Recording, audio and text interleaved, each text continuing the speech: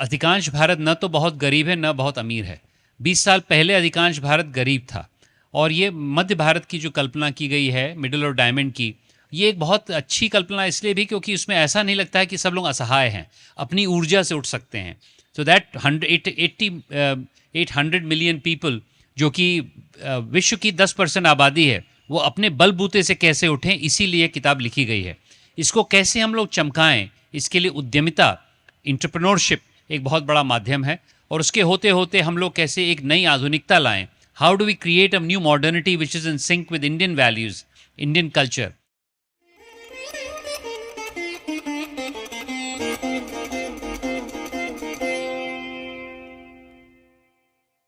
Thank you so much for joining us. It's indeed a pleasure and an honor to be having this conversation with you, sir. With your permission, we'd like to play this.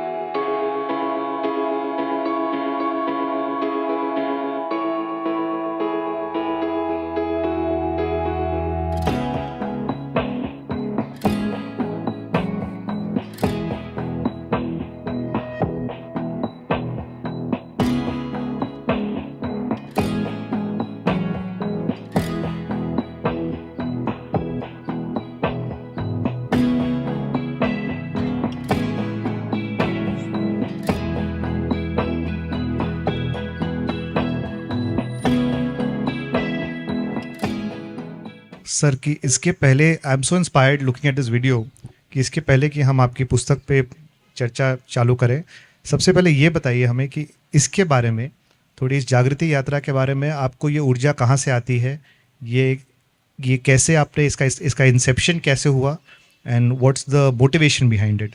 तो first let's start with that sir. Sorry I am going little off track, but this was very I would say inspiring.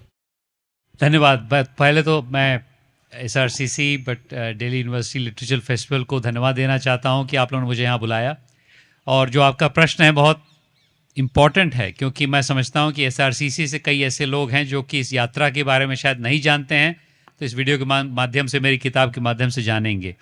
So this journey started almost 16 years back, called जागृति यात्रा, and the inspiration behind this journey is my belief that India is defined by the footsteps of its pilgrims. हम लोग एक ऐसा देश है जो अपने यायावरों से परिभाषित है। तो बहुत पहले मैंने एक यात्रा करी थी, उसी का एक अनुसरण अब आ गया है, जो पिछले 16 साल से चल रहा है। हम लोग 15 दिन की यात्रा करते हैं। मेरे गांव जाती है, जिस वटवृक्ष को आपने देखा उसके बारे में इस किताब में बहुत है, और हम लोग समझते हैं कि आप लोग भी उसमें आइए। It can only be experience, it is very difficult to describe it, because when you travel 8,000 kilometers with 500 committed young people, a very big transformation happens with you. Not because you travel and meet some very big individuals who are doing good work, but because you have satsang with 500 others like you. And that is what inspires you. So I'll leave it at that. One follow-up question to that, sir. जो आपका focus है middle of diamond India, जो हम tyre 2 और tyre 3 cities की बात कर रहे हैं या डिस्ट्रिक्ट्स की बात कर रहे हैं, जो अर्बन यूथ है वो इससे कैसे अपने आप को एसोसिएट कर सकता है, और वो क्या वैल्यू ऐड ला सकता है इसमें, और क्या वैल्यू ऐड ले सकता है इससे? हाँ, ये बात सही है कि हम लोग अधिकांश लोग द्वितीय तृतीय श्रेणी के जो जिले हैं, टियर 2 टियर 3 डिस्ट्रिक्ट से लाते हैं, लेकिन मैं समझता हूँ कि अधिकांश लोग यहाँ पर अर्बन नहीं हैं। मेरे हिसाब से 60% here also are people from tier 2 tier 3, but if you are the 40% और not from tier 2 tier 3, then you can also contribute. Like एक किताब में आपने पवित्रा की स्टोरी है, जहाँ पर एक साधारण सी लड़की अपना कुछ हस्तशिल्पकला में करना चाहती है, तो उसकी help is given by lady in a urban area who can connect them to the market. So this so-called urban rural brotherhood or sisterhood is very critical for nation building, जिसके बारे में मैंने अपनी किताब में काफ़ी चर्चा करी इसके बारे में। Thank you so much sir. अब मैं थोड़ा इस पुस्तक के बारे में कुछ लोगों को बोलना चाहूँगा। So this book the middle of diamond India, a national renaissance through participation and enterprise. Personally, I found this book very insightful, inspiring also, and it has brought to spotlight a very long ignored, I would say, and a very large and talented segment of our citizens, which is जो second और third tier districts में रहते हैं इस देश में। इस पुस्तक में काफ़ी इंटरेस्टिंग कहानियाँ हैं, some hidden stories of the middle, जिसे ओवरलुक किया गया है काफ़ी समय से, और ये मुझे इस पुस्तक में सबसे अच्छी बात ये लगी कि पूरा जो देखने का नज़रिया है, जिसे हम हमेशा एक पिरामिड के एंगल से देखते थे कि from the bottom of the pyramid, either top down approach या बॉटम अप अप्रोच की हम बात करते थे कि आप बदलाव नीचे से चालू करें और ऊपर तक जाए, या ऊपर से चालू करें नीचे तक जाएं। लेकिन कहीं पर भी हमने कभी उस पर्सपेक्टिव से नहीं देखा कि एक्चुअली हमारे जो सबसे बड़ा तबका है वो एक्चुअली सेंटर में है, और डायमंड अप्रोच और seeing it in a diamond shaped citizen is a better thing. So इस इमेज के ऊपर सर आप, in fact I would request you to say something, क्योंकि आपने just before I set the context, यहाँ आपने बताया है कि हमारे देश की जो 1.4 करोड़ हमारी जो 140 करोड़ की जो हमारी आबादी है, उसमें टॉप, मिडल और बॉटम, ये 3 जो आपके डायमंड के जो सेगमेंट्स हैं, इसके बारे में आप थोड़ा बताएं सर हमें। इसका यही एक the framing is that, and if you allow me I will spend 5 minutes describing the book in itself and then you can go to the questions. So this is the framing that अधिकांश भारत न तो बहुत गरीब है न बहुत अमीर है। 20 साल पहले अधिकांश भारत गरीब था, और ये मध्य भारत की जो कल्पना की गई है मिडिल और डायमंड की, ये एक बहुत अच्छी कल्पना इसलिए भी क्योंकि उसमें ऐसा नहीं लगता है कि सब लोग असहाय हैं, अपनी ऊर्जा से उठ सकते हैं। सो दैट 800 मिलियन पीपल, जो कि विश्व की 10% आबादी है, वो अपने बलबूते से कैसे उठें, इसीलिए किताब लिखी गई है। इसको कैसे हम लोग चमकाएं, इसके लिए उद्यमिता, इंटरप्रेन्योरशिप एक बहुत बड़ा माध्यम है, और उसके होते होते हम लोग कैसे एक नई आधुनिकता लाएं। How do we create a new modernity which is in sync with Indian values, Indian culture, और उसी के साथ साथ हम लोग एक बैनियन रेवोल्यूशन लाएं, ताकि आने वाले समय में हम लोग 4 धाम बना के पूरे देश भर में एक तरह से क्रांति ला सकते हैं। और यह क्रांति सिर्फ ये नहीं कि सरकार काम करे, इस क्रांति में नवयुवक नवयुवतियाँ आप अपने बल से काम करें, इनेबलमेंट हो सरकार से, तभी ये क्रांति आ सकती है। और अंत में मैंने एक बहुत प्रैक्टिकल चीज़ भी बताई है कि if you are a young person और which is most of what you are, और अ वुमन और अ NGO और अ इंटरनेशनल ऑर्गेनाइजेशन और कॉर्पोरेट, कैसे आप इस बैनियन रेवोल्यूशन का हिस्सा बन सकते हैं। तो एक तरह से मैं समझता हूँ, मेरा अनुभव है 16 साल जो मैंने पूरे देश का भ्रमण किया है, करीब 8000 किलोमीटर हर साल, लगभग उसको अगर आप पूरी तरह काउंट करेंगे तो करीब 3 बार हम लोगों ने विश्व का परिक्रमा कर ली है, मोर देन 3 times। और उसी के साथ साथ जो 800 लोग हमारे साथ चलते हैं, 500 आप जैसे लोग होते हैं, 300 हेल्पर्स रहते हैं, उसको एक ये रेल यात्रा में ले जाना। और पिछले 7 साल से जो मैं देवरिया में कर रहा हूँ, देवरिया में एक बहुत विशाल का वट वृक्ष है जिसका आपने चित्र देखा, उससे कैसे मुझे ऊर्जा मिलती है और आप जैसे लोगों को कैसे ऊर्जा मिल सकती है, इसके बारे में काफ़ी व्याख्यान है। And then in summary I would say that it's a call for the next 25 years, where instead of just seeking help from the government, as the Honorable Prime Minister has also said, सबके प्रयास से सबका विकास हो। It is not just one person who can do it, either myself or Anant or anyone else. It has to be everyone taking part in nation building, and that is the essence of the book. So I hope I've done justice to a 400-page book in about 3 minutes, but that's really the essence of it, and then we can possibly go to what you want to ask. I think you've touched some very, very interesting topics and I have a lot of follow-up questions on that. But before we get to that, sir, आपका जो ये जो representation है, काफ़ी हद तक आपके इस किताब में ही है कि एक्चुअली ग्लोबली भी यही एक तरह का रेशियो है। उसके बारे में कुछ बोलना चाहेंगे कि 4 बिलियन लोग साथ में साथ। देखिए क्या हुआ है पिछले 75 साल से, जब से कई ऐसे देशों को आज़ादी मिली, जैसे भारत को आज़ादी मिली 77 साल पहले, इंडोनेशिया हमारे आसपास ही आज़ाद हुआ, अगर आप देखें मलेशिया, ये सब उसके 2, 3, 5, 10 साल बाद आज़ाद हुए। Most of the, and 1949 China got independence. So I think if you look at most of these nations, they are actually in the middle.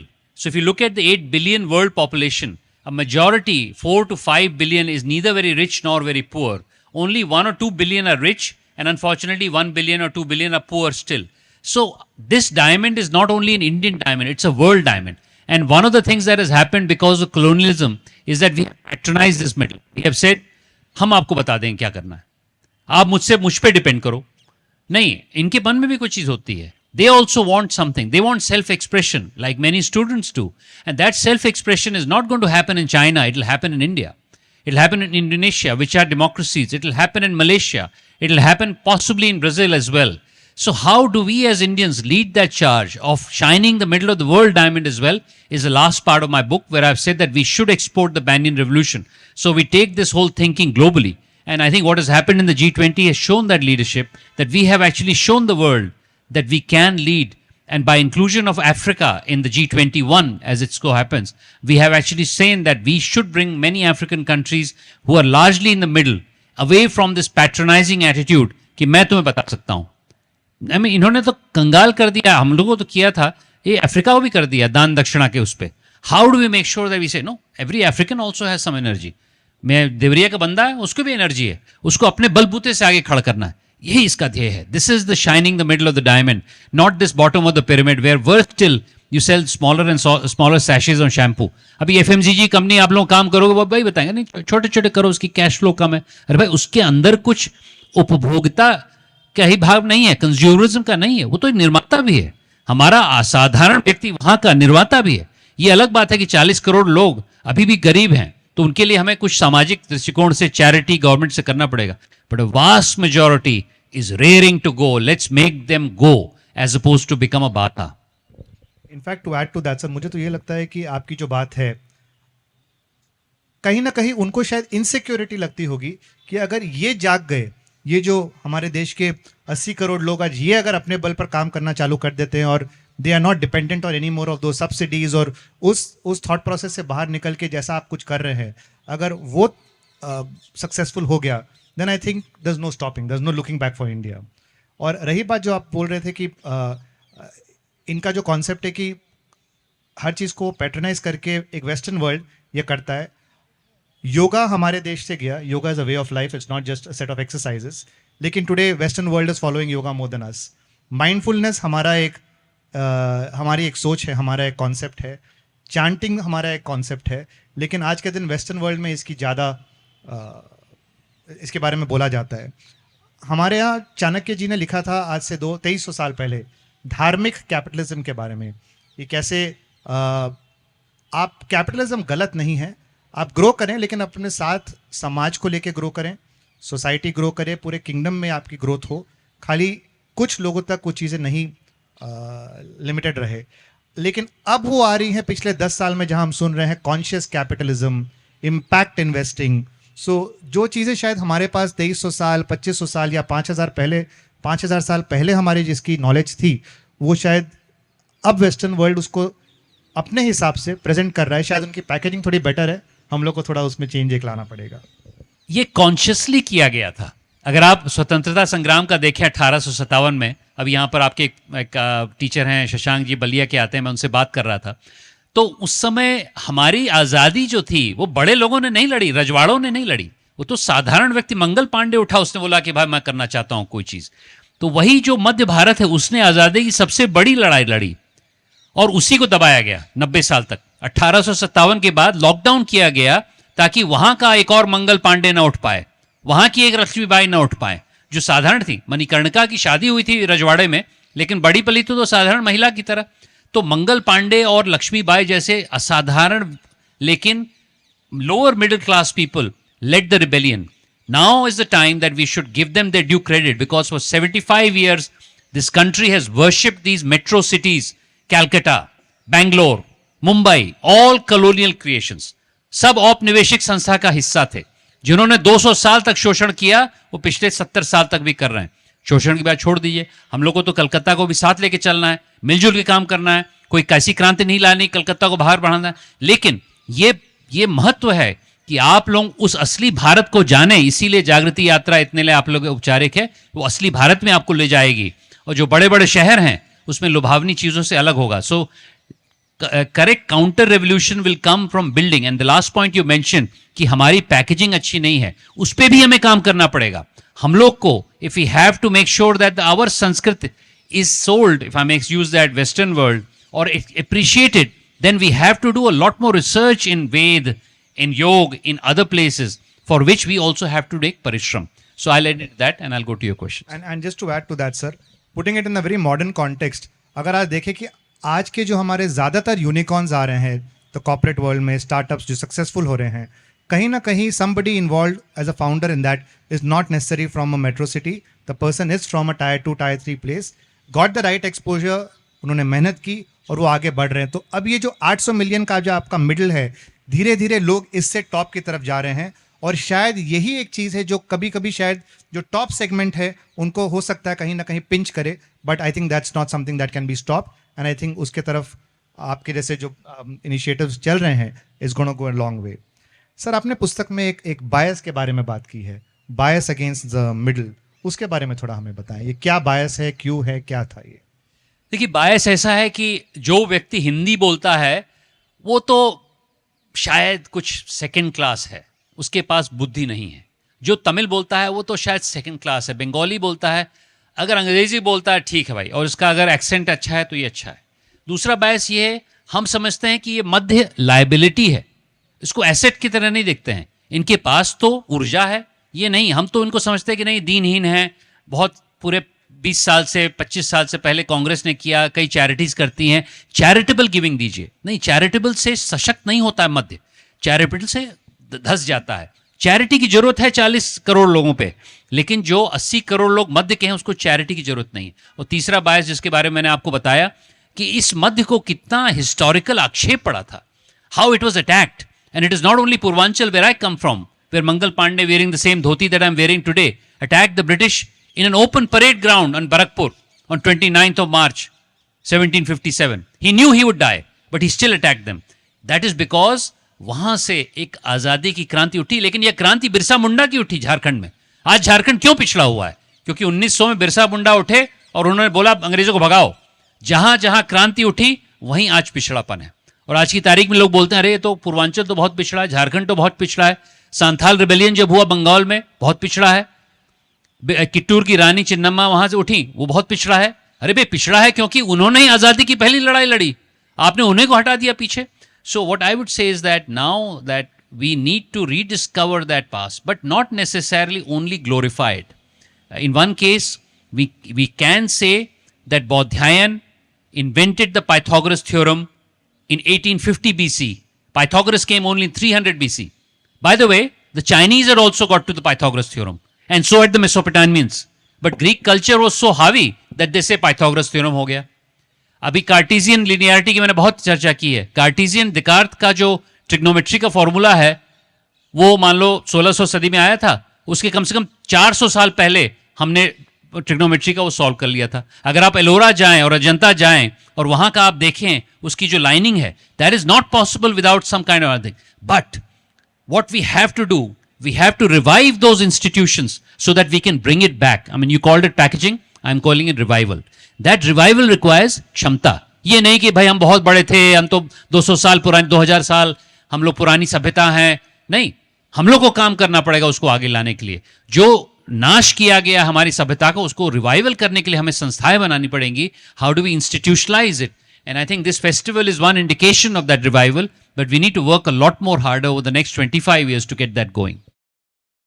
Very nice, sir. I think before I get to my next question, I would certainly say कि ये एक बहुत दुर्भाग्यवश बात है sir कि जहाँ जहाँ लोगों ने आवाज़ उठाई देश के लिए, वही सब पिछड़े रह गए। और समझ लीजिए इवन आफ्टर द इंडिपेंडेंस, पहले 50-60 साल तक फोकस सिर्फ आपका बड़े मेट्रोस की तरफ था और ये था। आई थिंक इस डायरेक्शन में जो अभी सरकार काम कर रही है, जहाँ मुझे बहुत पसंद है ये वर्ड एस्पिरेशनल डिस्ट्रिक्ट्स। आप उन्हें ये नहीं बोल रहे हैं कि वो बैकवर्ड डिस्ट्रिक्ट्स है, but they are calling them aspirational districts. तो that's the way where you need to take things progressively going forward. इसके बारे में you have any thoughts, sir? See, aspirational districts to a certain extent is actually about the district-wise distribution of this is the top 200 are in about 50 districts which are large and metro. The bottom 400 are in 460 districts. The middle 800 are only in 240 districts. So aspirational is more on the bottom, but the use of the word aspirational, if pardon the pun, is very aspirational. That is the new thinking. It is not कि दीनहीन हो, तमिल बोलते हो तो तुम नीचे हो, हिंदी बोलते हो. It is about grabbing that personality, and we can talk a bit more about later about the new modernity that will emerge from there. And then again, the point about colonialism was that 164,000 British at one point ruled 300 million Indians. That was only possible if they colonized our institutions. मैं एक school में पढ़ा था दोस्तों, उसका नाम था Colvin Taluqdar college, Lucknow का है। मैं उसका बहुत अच्छा छात्र रहा। उसके बाद मैं आईटी दिल्ली आया। कॉल्विन वहां के गवर्नर, तालुकदार वहां के रजवाड़े। Colvin Taluqdar college was all about colonizing the minds of the rulers जिनके बच्चे वहां पढ़ने आते थे। जब मैं वहां पढ़ने गया तो ब्रिटिश तो भाग गए थे तब तक, लेकिन हम क्या पढ़ते थे? वॉरेन हेस्टिंग्स कब आया, कॉर्नवालिस कब आया, कभी विवेकानंद को हमने पढ़ा ही नहीं। मैं तो जब आईआईटी के सेकेंड ईयर में था तब जाके मैं गया कन्याकुमारी, तो मैंने विवेकानंद डिस्कवर किया। आनंद मठ पता नहीं कितने लोगों ने पढ़ी है, आप लोग पढ़िए, अंग्रेजी में पढ़िए, it's an amazing novel. I never heard of Anand Math in my college because they colonized our minds. They colonized us through institutions. It is about time that we looked at that again in a powerful way so that we can decolonize ourselves. But decolonization is not a negative word. It has to be re-energizing our modernity. How do we do that? As opposed to saying, neti, neti, ye nahi, usse alawa kya hai? What is it that we want to do? And you saw in that film that we took a different path. We took a different path because we said we will build. We will not protest. It starts off with that view. And I'd like to say to all you students, protest के लिए तो 50 जगह है, कहीं भी जाओगे protest के लिए तो मौका मिलेगा। आजाद मैदान में चले जाओ, बत्ती जला दो, फेसबुक पे लाइक कर लो। Building is far more powerful. And if this book is about one thing for young people, it is that building is a purposeful agenda that you need to take forward over the next 25 years. Very well said, sir. Very well said.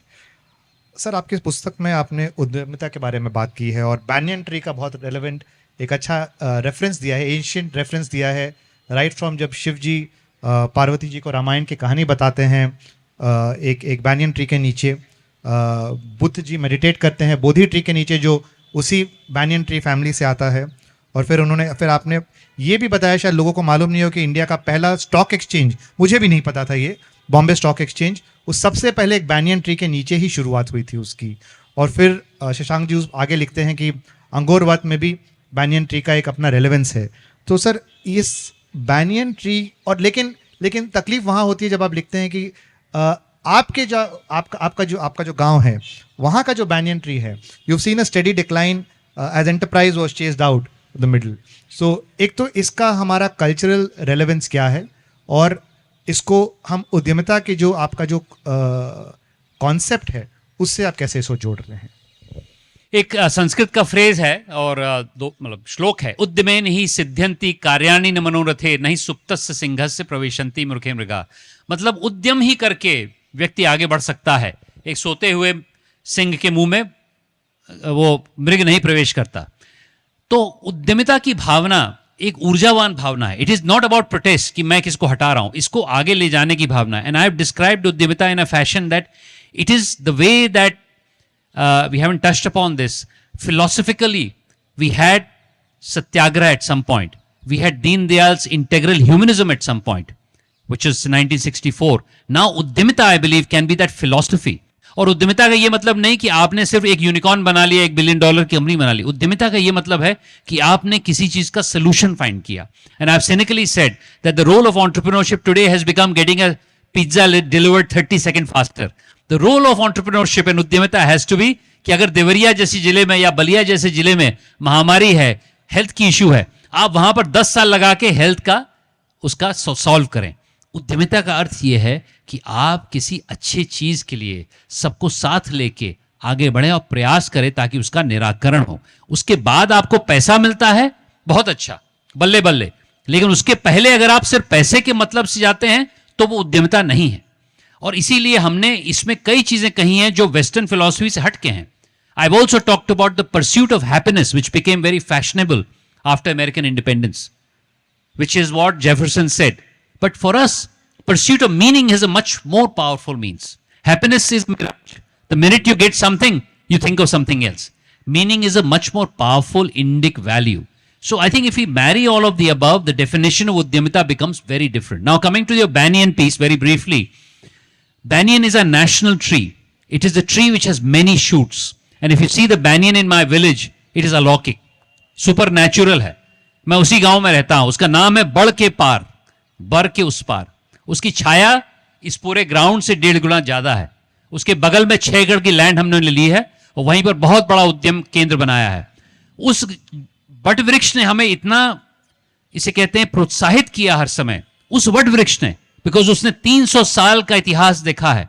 जब मेरे बाबा के परबाबा 1777 में थे तब वो प्राणी जीवित था, और आज की तारीख में वही जो आप बात कह रहे हैं, उसने पतन देखा, पूर्वांचल का पतन देखा। उस समय हमारे जीडीपी, विश्व की जीडीपी का 20% था, आज वो 3% होके अब धीरे धीरे बढ़ रहा है। तो मैंने उसमें बताया है कि 6 जनरेशंस में वही पतन हुआ हमारे छोटे गांव शहरों का, और वहीं पर मुंबई स्टॉक एक्सचेंज, मुझे कोई दिक्कत नहीं मुंबई स्टॉक एक्सचेंज में, मैं समझता हूं दोनों होना चाहिए, लेकिन पिछले 200-250 साल तक मुंबई स्टॉक एक्सचेंज, जो कि एक बरगद के नीचे था, बढ़ता गया, और मेरा जो हमारे गांव का जो बरगद का पेड़ है वो बहता गया। इस प्रकार से आइए मिलजुल के अगले अमृत काल में हम लोग इस ऐसी उद्यमिता का निर्माण करें जो, जैसा आपने बोला, इंक्लूसिव हो, जो धार्मिक रिलीजन कहता है कि एक व्यक्ति का लाभ नहीं हो, शुभ लाभ हो, सबका लाभ हो। इस प्रकार की धारणा को लेकर अगर उद्यमिता को आगे करेंगे तो हमारा बरगद का वृक्ष आदरणीय है, प्रेरणादायक है। और अगर आप लोग 22 जनवरी को जब प्राण प्रतिष्ठा हो रही आना चाहते हैं तो हम लोग एक बरगद आरती कर रहे हैं, हम लोग उसके आसपास इतने करीब 300 दिए जलाएंगे, आप लोगों का स्वागत रहेगा। वैसे भी जागृति यात्रा में आपका स्वागत है। Thank you sir, thank you. और इसी बात पे जो आपने टच किया, मेरा हालांकि सवाल कुछ और था, लेकिन आपने पुस्तक में लिखी है कि अब जब गवर्नमेंट जो एक रोल प्ले करता है इनेबलर का, तो उसे both it should work with large enterprises and small companies. Large enterprises जो इंफ्रास्ट्रक्चर में जो इस देश में एक्सपर्ट मानी जाती है, सच एज दी L&Ts, और टेक्नोलॉजी या फिर financial, I would say digital capabilities में जियो जैसी कंपनी हो। लेकिन at the same time smaller companies जो आपकी इस जागृति यात्रा की एलुमनाई हैं, social cops for data gathering in rural areas, get my parking, और जो पवित्रा की कहानी है, ये मैं इससे इसलिए जोड़ रहा हूँ क्योंकि आपने बोला कि अब आगे बढ़ना, उद्यमिता का मतलब सिर्फ एंटरप्रेन्योरशिप ही नहीं है और अपने पर्सनल वेल्थ को बढ़ा के यूनिकॉर्न के लिस्ट में आना नहीं है, लेकिन एक सोल्यूशन खोजना है। तो कैन वी गेट, आप कुछ इसके बारे में हमें बताएं कि ये जो 2 या 3 आई वुड से एंटरप्रेन्योर्स हों या ये 2-3 जो वेंचर्स आपकी जागृति यात्रा के थ्रू हुए हैं, उसके बारे में कुछ हमें बताएं। तो 1-2 चीजें आपने कही, उसको मैं श्रृंखला में लेता हूं। पहला तो यह है कि government has to be an enabler, and I've worked a lot in Mission Karmyogi. I was a senior partner in PwC for 14 years. I was a government strategy leader till about 2 years back. तो मेरा एक बहुत बड़ा मतलब project था, अब मैं कह सकता हूं उसके बारे में क्योंकि काफी पब्लिक भी है। So government as an enabler is a major theme. Government cannot be a demanding captain. It has to be the coach. You have to lead. That's what I've said. And that is what we are coming to, because that middle doesn't require demanding captains. It requires coaches. आप उनकी सहभागिता करें। और एक रामायण का दोहा है जो मेरा बड़ा प्रिय है, जब ये जामवंत देखते हैं हनुमान को बहुत हतोत्साहित, तो बोलते हैं, कह रीछ पत सुन हनुमाना, का चुप साध रही बलवाना, पवन तनय बल पवन समाना, बुद्धि विवेक विज्ञान विधान। आपके पास सब चीज है, our citizen has everything, but we patronize him. This is one of the biases that we have. अरे तुम्हारे कुछ नहीं आता है, मैं तुम्हें बता दूंगा क्या करना है। This is changing, and the prime ministers vision of सबका प्रयास, जन भागीदारी। So that's one point. Second point is about the role of big companies and small companies. Big companies, no doubt, have a big role to play, like L&T, Jio, but small companies are the basis of innovation. Innovation doesn't happen with big companies or big government. मैंने भी national space strategy में काफी काम किया है. I was the space leader also. तो जो अगले 10 साल की स्पेस स्ट्रेटेजी पिछले साल ही मैंने थोड़ा सा जो चंद्रयान के 2-3 महीने पहले ही हम लोगों ने खत्म करी थी उसके, तो उसमें भी मैंने ये कहा कि हमने ये देखा कि असली इनोवेशन बड़ी सरकार नहीं करती है. बड़ी सरकार उसमें कैपिटल डालती है ताकि अन्य लोग इनोवेट करके हम चंद्रयान को वहां तक पहुंचा दें. बट अगर चंद्रयान के पुर्जे देखेंगे, these are smaller companies are doing it. Similarly there is a guy called Edmund Phelps who has given a quote on the top of my book. He's a Nobel laureate and he has written a book called Mass Flourishing. If you get a chance you must read it. Mass Flourishing में उसने ये बोला है कि एक व्यक्ति को innovator बनना 2 रीजन के लिए इंपॉर्टेंट है. एक, जब कोई इनोवेशन करता है तो समाज में प्रोडक्टिविटी बढ़ती है, एम्प्लॉयमेंट आता है, वो प्रेरणादायक होता है. दूसरा, जब कोई इनोवेट करता है तो उसके मन में एक मीनिंग आता है, उसको अर्थ मिलता है. He is able to connect with the rest of society. For both those reasons, I have cited these 3 companies in my book, and I'll talk about one company called पवित्रा की कंपनी है. उसका एक साधारण सी लड़की थी, करीब उस समय उसकी उम्र 20-25 साल की थी.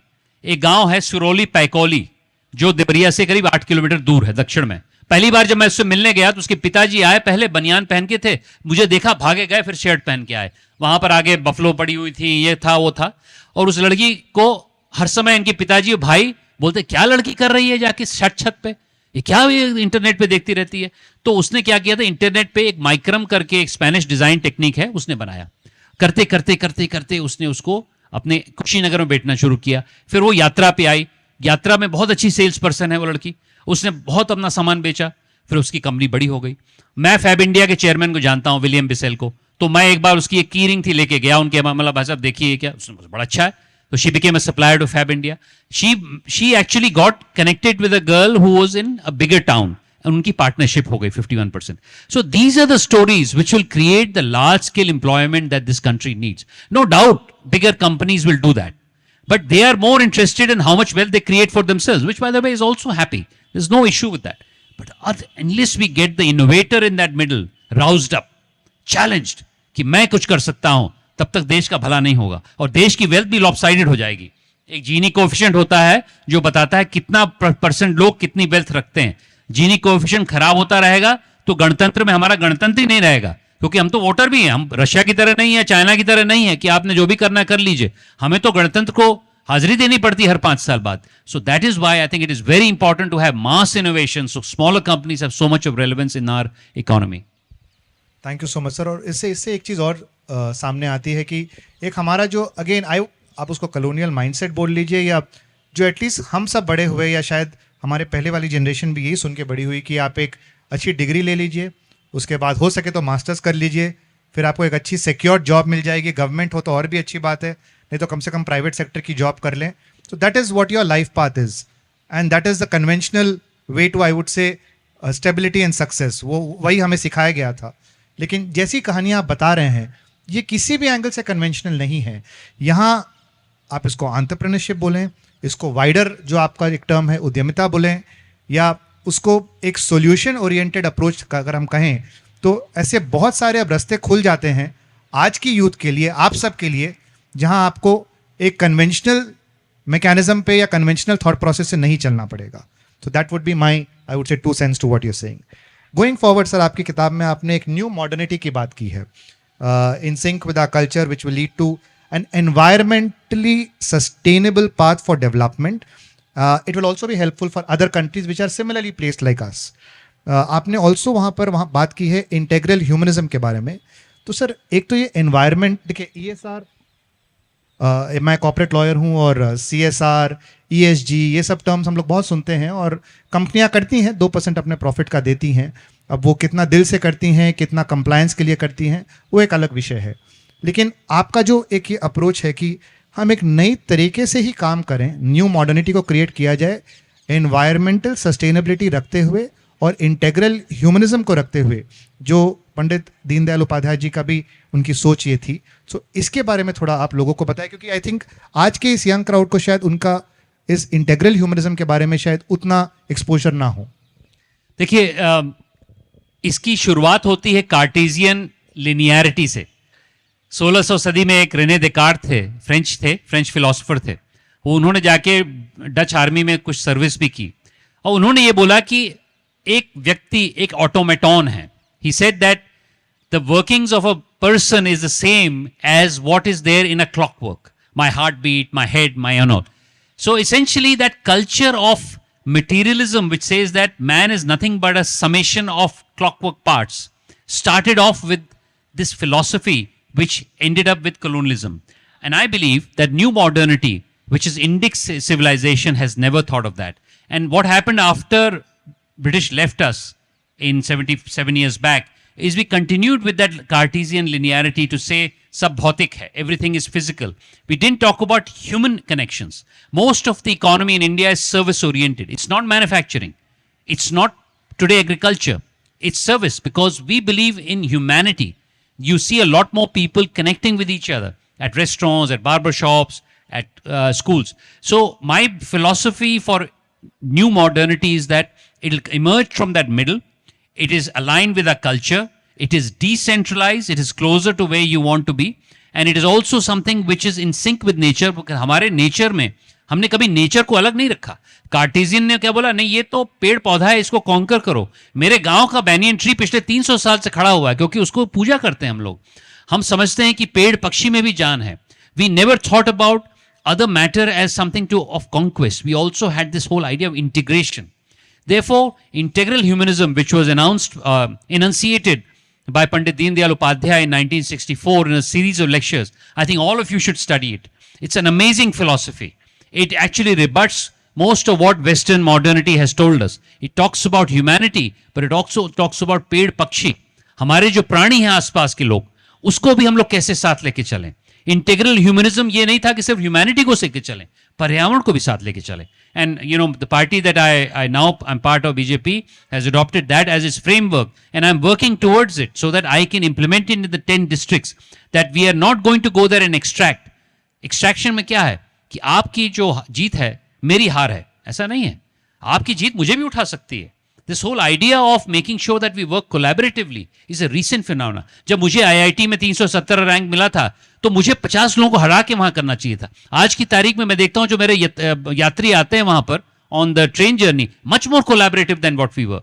How do we make sure that you guys go forward in a generation which is much more collaborative, is able to speak with each other and is able to take it forward? So this is the idea of integral humanism. Read it, study it, and take it into your life. And I think this is what will create the new modernity. And again, I come back to this point about parishram. New modernity ऐसे बैठ के नहीं आएगी, किताब लिख के नहीं आएगी. आप लोगों को जाना पड़ेगा उस भारत में, मध्य भारत में. मेरी ट्रेन के साथ आइए, मेरे साथ आइए, देवरिया में आइए, वहां पर रहिए लोगों के साथ. तब जाके एक नई आधुनिकता का निर्माण हम कर पाएंगे. और इस नई आधुनिकता की जरूरत सिर्फ हमें नहीं है. 5 billion people in Nigeria, Indonesia, Malaysia, China, Brazil need the same modernity because they have been inflicted this modernity by Western society, which essentially says you are somebody to be captured. I will capture you, I will extract, and I will come back later. No, that era is gone, dead. I think very, very well said. That I think that deserves a round of applause. I think very, very beautifully said, sir. Very well captured. आपने जो win-win model का जो एक तरह से यहाँ सामने रखा है इसको, और ये बहुत खूबसूरत बात है कि as we were speaking, Indic हमारा एक, अब आप उसको कल्चर बोल लीजिए, फिलॉसफी बोल लीजिए, इकोनॉमिक मॉडल बोल लीजिए. इकोनॉमिक मॉडल शायद इसमें ज़्यादा सही बैठेगा. उसे हम एक्सपोर्ट करें दुनिया को, और उसे अपने साथ, दुनिया को अपने साथ लेके चले, अपने नीचे उन्हें ना लेके चले, अपने साथ लेके चले. I think that's something which comes out very beautifully in this. अभी आप लोग जितना काम कर रहे हैं, मेरी जहाँ से समझ है कि आपने already you created more than 120 entrepreneurs, about 7,500 direct jobs, additional GDP of 200 crores. Just imagine with one man starting an initiative which is supported by a few hundred people, a 200 crore GDP. It's amazing. Imagine अगर इसमें आप सबका साथ जुड़ता है, देश का साथ जुड़ता है, हमारा ये जो बीच का जो मिडल है, that can actually go out there. I will not use the word conquer the world, but it will definitely be a, I would say, a role model to the world, और inspire करेगा बहुत सारी ऐसी countries को हमारे साथ चलने के लिए. तो इसका आने वाले समय में शॉर्ट टर्म और लॉन्ग टर्म आपके क्या प्लान्स है सर? कैसे आप इसको, इस मॉडल को रेप्लिकेट करेंगे? 4 धाम से थोड़ा अगर कनेक्ट करके बताएं, आप इसको देश तक, पूरे देश तक कैसे लेके जाएंगे to begin with? And I'll add one thing which is my expectation from all of you at the end of what I'm going to say. So अभी हमने 200 करोड़ कैसे किए हैं? हम असली भारत में गए, वहां पर रह रहे हैं. ये नहीं कि भैया मैं चला गया कुछ दिन के लिए, वीकेंड पे चला गया, कुछ करके वापस आ गया. हम तो वहीं रह रहे हैं, और मैं 25 साल के लिए वहीं रहूंगा, अपने ही गांव में रहूंगा. मेरी पत्नी थोड़ी सी नाराज है, लेकिन वो भी समझ गई हैं कि अब वहीं रहना है, तो वो भी वहां पर आ जा रही हैं. कहने का मतलब ये है कि we are going to do this in 10 districts of eastern Uttar Pradesh. We can not conquer the whole world, और we can not take the जिम्मेदारी the whole world. You guys should think about a similar district. Number 1, we want to create 4 dhams. हम उसमें 200 करोड़ तक कैसे आ गए हैं? उसमें हमने क्या किया है, एक बहुत बड़ा वटवृक्ष के बगल में केंद्र बनाया है जो 6 एकड़ पे है. Zoho has given us 5 crores, Zerodha has recently given us 20 crores, और बैनियन ट्री के आसपास आप लोग घूमेंगे, कुशीनगर वहीं बगल में है, बुद्ध भगवान की वहां उन्होंने प्राण त्यागे थे. उसके इर्द गिर्द के 3 जिले, कुशीनगर, देवरिया और गोरखपुर में हमने उपकेंद्र बनाए हैं. और एक बहुत प्रेरणादायक कार्डर बनाया है, उद्यम कोर और उद्यम मित्र. मेरी पहली नौकरी आईआईटी के बाद श्लम्बर्जर में थी, एक कंपनी है, और उसमें मैंने ये सीखा कि एक व्यक्ति को अगर नेतृत्वकर्ता बना दें तो कुछ भी कर सकता है. तो हमने एक डिस्ट्रिक्ट में एक उद्यम कोर, जो आपसे करीब 4-5 साल से सीनियर व्यक्ति हैं, उसके नीचे 2 उद्यम मित्र बनाए हैं. ऐसा तंत्र हम 7 जिलों में ले जाएंगे अगले 2 साल में. अगर 3 साल में हमने यहां पर 200 करोड़ को, हमारा लक्ष्य है 5 साल में 5,000 करोड़ का एक्स्ट्रा, 1,50,000 एक्स्ट्रा जॉब्स, 3,500 ऐसी कंपनियां खड़ी करें। उसके बाद हम लोग क्या करेंगे कि यही चीज यहां जब सफल होगी तो हम लोग इसे कन्याकुमारी ले जाएंगे। और दोस्तों, कन्याकुमारी मेरा ऑल टाइम फेवरेट है। आपने उस वीडियो में देखा होगा एक नाव जाते हुए, वो मैं और मेरी बेटी और 20 लोग स्विमिंग करे थे 3 किलोमीटर कन्याकुमारी में। वहां पर हम लोग 10 जिलों में बनाएंगे। उसके बाद हम लोग गंजाम जाएंगे, वहां 10 जिलों में बनाएंगे, और उसके बाद हम लोग नागपुर जाएंगे। इस प्रकार से चार धाम की हम लोग ने कल्पना की है, जो हम लोग भली भांति बनाने के लिए सक्षम हैं। इससे this is known as the banyan revolution. There was something called the white revolution, there was something called the green revolution, and all of those were about taking something out of the ground और out of the cow. Here it is about making sure that every individual in our small town or district has got that inner Hanuman coming out. How do we make sure that that person is able to create something extraordinary through mass innovation? That is the Lakshya of Banyan Tree. Now, to end my sermon, मैं आपसे क्या अपेक्षा करना चाहता हूं? What do I expect out of you? Maybe you were about to ask me this question, but I preempted you. मैं आपसे अपेक्षा करना चाहता हूं दोस्तों कि आप असली भारत में जाइए, मेरी यात्रा में आइए। 8,000 लोग वहां चले गए हैं बाय द वे। तुम आओगे, तुम लोगों का कायाकल्प हो जाएगा। जब तुम 500 अन्य लोगों के साथ, जो कि 15,000 लोग नॉर्मली होते हैं, पिछली बार हमने G20 के साथ की थी, 22,000 लोगों ने अप्लाई किया था, उसमें से 40% महिलाएं होती हैं। If you travel the country for 15 days with these individuals, you see a different India. Explore that India. That's my first उत्साह। Second, choose an area which is your own. अपना कोई क्षेत्र चुनिए। आपके बड़े शहर में भी कोई म्युनिसिपैलिटी हो सकती है, उसको उद्यमिता से बढ़ाने का संकल्प लीजिए। If you want any help, we are there to help you. That is possible. And the last thing I wanted to say दोस्तों, यह आखिरी मौका है। अगले 25 साल में भारत बूढ़ा होने लगेगा। आने वाली पुश्तें हमें माफ नहीं करेंगी। वो ये बोलेंगी कि इनके पास मौका था, इनके पास डेमोग्राफिक डिविडेंड था, इन्होंने काम नहीं किया। अब जो चाइना का हाल हो रहा है आज की तारीख में, उनका होगा लगभग 2040 तक, बल्कि 47 तक भी नहीं। तो एक ही मौका है। This is the only. पता नहीं, मैंने तो एमिनेम का एक रैप सॉन्ग सुना है, you got one shot at this, you got one shot at this, you have one shot at this. If you don't take this, the coming generations will never forget us. So I'll end my talk on that particular slightly somber note. But discover it in the book. Go out into the real India. Embrace it with all its cultural difficulties, because that is the real culture of India. जो हमें बताया गया है पिछले 75 साल तक कि अंग्रेजी झाड़ के अपने बड़े बड़े स्कूलों में पढ़ रहा है, वो जमाना लद गया। आप लोग वहां जाइए, असली भारत को स्वीकार करिए, उससे सीखिए। आप भी कुछ सिखाएंगे उनको। और अगर आप जानते समझना उसकी जर्नी की शुरुआत 2 जगह कर सकते हैं। मेरी जागृति यात्रा में आवेदन दीजिए, नहीं है तो मेरे घर बरपार में आ जाइए, वहाँ वट वृक्ष के नीचे ही मैं रह रहा हूँ, और आप लोग भी वहाँ पर 1-2 दिन मेरे साथ रहिए। बहुत बहुत धन्यवाद। मैं सिर्फ इस बात से I will add with this sir, just taking on your last point, जो आपने बोला कि हम पिछले 75 साल से जो करते आ रहे हैं। मैंने एक चीज़ जो बहुत खूबसूरत पढ़ी है आप इस पुस्तक में, और मुझे उस चीज़ को बहुत मेरे दिल से छुआ मैंने उस चीज़ को।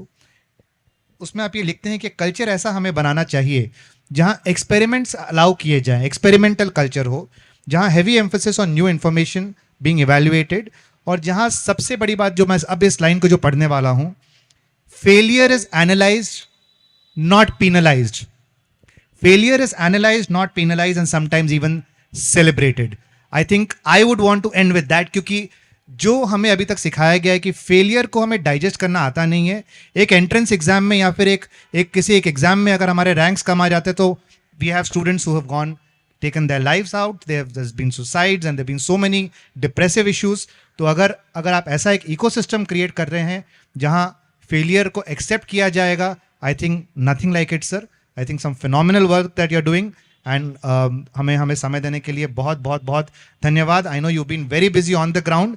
Thank you so much. Thank you so much to the organizers of the event. Thank you very much. SRCC. Thank you so much, sir. Thank you. Really appreciate it. Thank you.